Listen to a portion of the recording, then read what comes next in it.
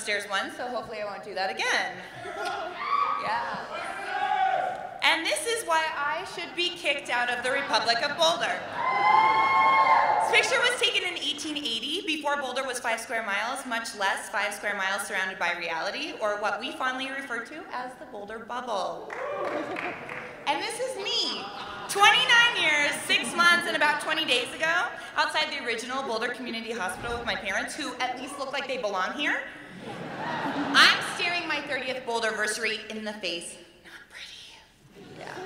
So I grew up here. I've lived within 30 miles of here basically my whole life, and I've heard every Boulder stereotype about 100 times, and none of them, most of them, don't apply to me.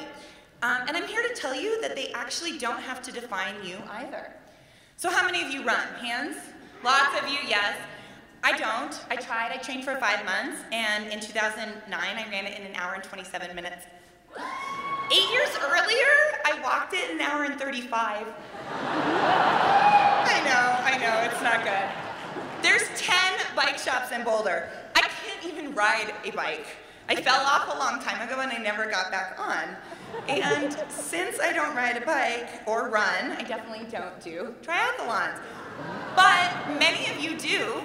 People move to Boulder just to train for triathlons. Famous Boulder tries include Matt Reed, who's an Olympian, Christy Wellington, the fastest woman alive, Dave Scott, who is a Kona Ironman legend, and Brooke Davidson, plus many, many more. So yeah, on top of that, I don't even ski anymore. I did. I grew up skiing. But there are 30,000 cars on the road every day at Eisenhower Tunnel, and more on Sundays, and you know what? It's just not worth it. Plus, the outfits were cooler then. So Boulder's full of athletes and adrenaline junkies. There's 4 rock gyms here to serve 100,000 in DC, which has a population of 600,000. There are no rock gyms, none in the District of Columbia, none.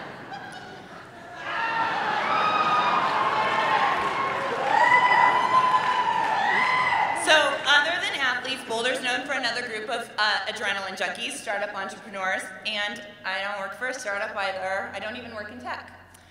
There's also another group that's pretty well known in Boulder. We have 50 dispensaries here, and they're all faring pretty well. And I don't smoke pot. But fortunately, I do remember what my next slide is, so we're in good shape. Just for good measure, I also don't drive a Subaru or a Prius. I wear makeup. You wouldn't catch me dead with dreads. I don't own a golden retriever or a yellow lab. I'm not a vegetarian. I'm not on paleo. In fact, I have no dietary restrictions. So why do I stay if I'm such a misfit? Because here's the thing. Boulder, no one really cares. We don't let the stereotypes define our town. You can be yourself here, and people accept you for it. And there really is room for everyone in Boulder. Gallup's Well-Being Index has rated Boulder #1 2 years in a row.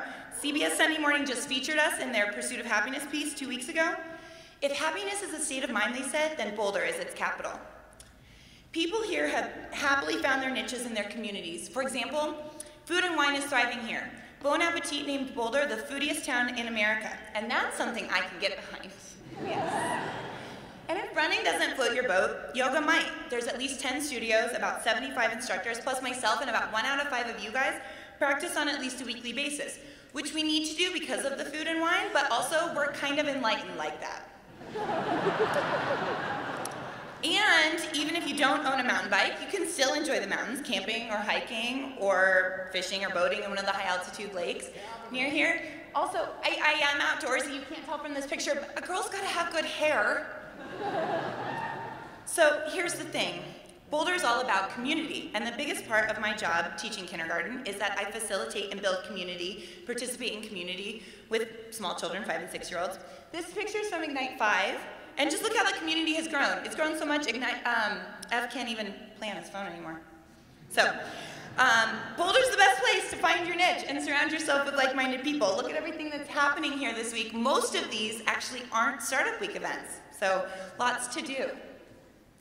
So find your community, find your niche, but be careful how you mix your niches. Nobody wants a drunk person belaying for them.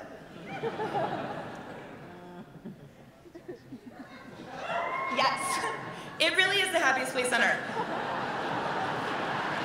Thank you, Josh, for the slide. No matter who you are or what you love, there's a place for you here. If you can't find your passion or your happiness in Boulder, I hear there are vacancies in Broomfield. Welcome to Boulder.